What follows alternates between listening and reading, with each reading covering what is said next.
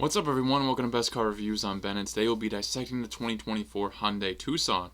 Your Best Car Reviews is started being the most accurate, relevant information under 10 minutes. There's no misleading and no wasted time. If that's something that's intriguing to you and you like the content as you watch, please like and subscribe so I can continue to grow the channel. Let's get started.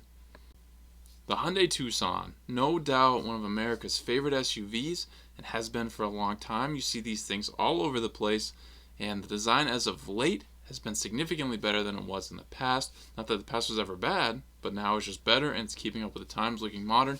Heading into 2024, they're keeping that same look, bringing some more features for you, and really still creating and bringing a great SUV at an affordable price for you and your family. And if you're loving the design, stay tuned because today we're going to go through all the trims, key details that matter most to you to determine which will be the best bang for your buck.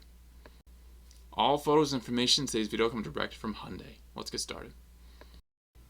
The chart of facts is very full today. There are 10 different trims to look at here, and I'm not going to list them all as I usually do. You can see them all for yourself, and you can see the price range there at least is ranging from that SE at $27,250 all the way to $45,200 for the limited plug-in hybrid. So you have quite a list of options here to fall within that $18,000 price differentiation. So there's absolutely, hopefully, a Tucson for you that you will love. Engine options.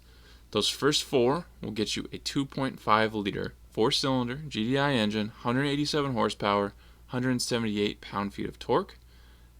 Beyond that, with the hybrid setup, you get a 1.6 liter turbocharged 4-cylinder with the hybrid, again GDI, 226 horsepower, 258 pound-feet of torque. And if you opt for those plug-in hybrids, you're going to get the same size engine, obviously one electric motor there for the plug-in hybrid, 261 horsepower, 258 pound-feet of torque. You do get a little more horsepower. Transmission, the gas engine pairs with an 8-speed, and the hybrids will pair with a 6-speed. Drivetrain options, front-wheel drive will be standard on those gas. All-wheel drive is optional, and you do get a nice all-wheel drive system if you go for the hybrid setup. Mpgs, not bad at all. The gas will get you 25 city, 32 highway with the front-wheel drive setup, and just a little bit less on the all-wheel drive. The blue will be the most efficient for you, 38 city, 38 highway. Other than that, you're still getting some great mileage on the rest. Those plug-in hybrids do great as well. So no matter which one you go with here, you're still going to get great fuel economy, which that's definitely a plus for you and your family. Let's look now at the pictures released of this Tucson by Hyundai. We'll go through the main features. Coming off a 2023 ranking by U.S. News & World Report as the best compact SUV for families, the Tucson is looking to continue that resume in 2024. I think this Tucson generation is very sharp looking and is holding up well still against the competitors with the modern appearance. I think the grille design that blends the daytime running lights right into it is certainly unique and intriguing. And you're seeing this design on more than just the Tucson in Hyundai's lineup. The Santa Cruz can even look just like this Tucson from the front. Sometimes you can't even tell until you see the bed. The projector beams are actually seemingly where the fog light position would be. So, you think those might be the fogs. Those are actually your beams. Available LED taillights have great detail to them and complement the back end in a unique way as well. Very nice design, and once again, these don't resemble any other vehicle on the road, which I personally love. I want to look different than other things. Yes, there's a lot of Tucsons on the road, but they're still unique from everything else. Hyundai is showing off most of these pre-production Tucsons with shimmering silver paint scheme, but there are more available all around the darker side, though, of the color spectrum, respectively. They like their dark blues, dark reds, dark grays, stuff like that. Wheel designs in 2024 seem to be lackluster, especially on the base trims, but if you option higher, you do get some sharp wheels, and up to 19 inches. It's pretty much par for the course for what you'd expect. SEL and up gets you a standard rear liftgate with auto open. Definitely clutch for when you're inevitably trying to load all your groceries with two arms full. Hyundai also boasts this feature as a crucial leg up over competitors like the Rogue, RAV4, and CR-V that do not have this feature. As far as the XRT trim goes, you won't be getting any more power with it, simply more rugged and elevated looks. It'd be nice if you got a quicker engine, but it's the same slow 2.5 liter. Hyundai is bringing a standard 10-year, 100,000-mile powertrain limited warranty to this. There's really not too many things out there for this Tucson. It's just a simple yet sophisticated SUV that gets the job done year in and year out.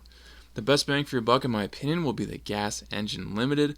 Yes, it's $9,000 more than the base model SE, but you gain so many more amenities and comforts, and it's still at what I view as a comfortable MSRP of $36,000 for what you're getting.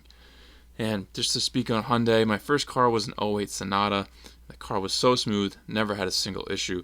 Hyundai and GDI engines have gotten a lot of bad press as of late, but I have only positive experiences with the brand as well as people I know. I'd feel confident purchasing any of these trims. So if you're on the fence about Hyundai, I would say don't be. They're really putting out a nice product.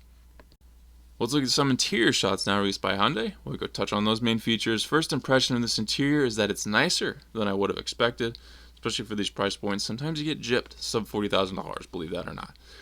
I think they did well with the dash design as well as the layout and design of the center console and the screens. Gray leather trim seats are the setup Hyundai is showing most in their release pictures. Of course, that's something you get on the higher trim like the Limited. I personally don't love the gray interior, but I know it at least looks clean and sharp in this Tucson.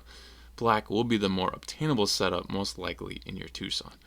Available 10.25-inch infotainment screen next to an available 10.25-inch driver's digital gauge cluster.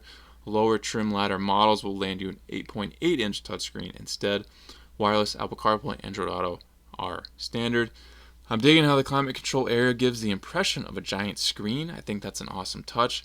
Limited trim will get you the Bose premium audio system. Wireless charging becomes standard on the SEL, and for 2024, the SEL gains dual automatic climate control. Available panoramic sunroof and ambient interior lighting with up to 64 colors. You get 38.7 cubic feet of storage behind the second row, which is plenty big for you and your family. Tons of driver's assist, safety, and technology features coming standard to you from Hyundai in these 2024s, including blind spot and forward collision assist, as well as other detections.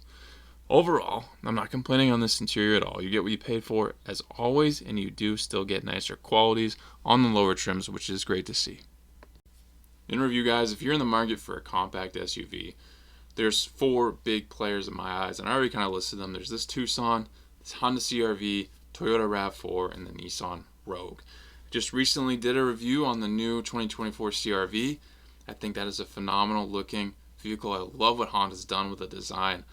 And obviously the RAV4 and the Rogue too are just so popular. These 4 are everywhere. You see them all the time.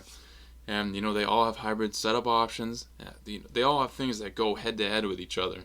So if you're looking for one of these and you don't know which one to pick, you love all the designs, you love their options, then you really gotta compare. It's a tough choice. I wouldn't want to be in your shoes. Personally, I think I like the CR-V design the most, but price points, maybe I like this Tucson the most. So, it really comes down to what you want, and probably the design. Odds are you're not going to be a tie for all 4, which one you like. But this Tucson is certainly in the equation. It looks great. I think it can compete with all the other ones easily, and the other ones beyond those 4. Those are just for example. So, anyway, if you're making a decision, take your time, cross everything together, see what you like the most, and be confident with it. It's a fun time to buy cars.